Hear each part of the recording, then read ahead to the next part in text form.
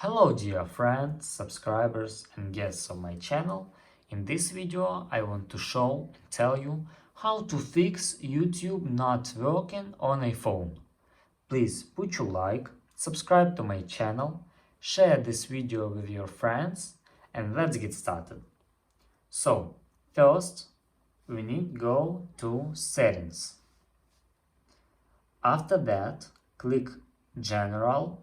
Scroll down a little and click General.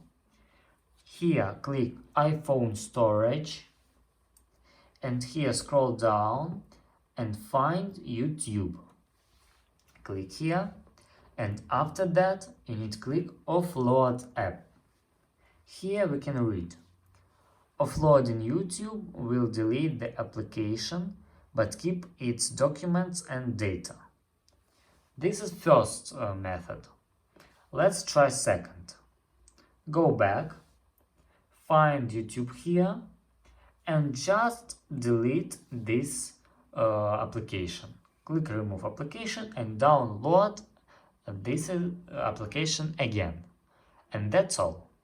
If you enjoyed this video and found it helpful, please put your like, subscribe to my channel and share this video with your friends. Bye bye everyone. See you later.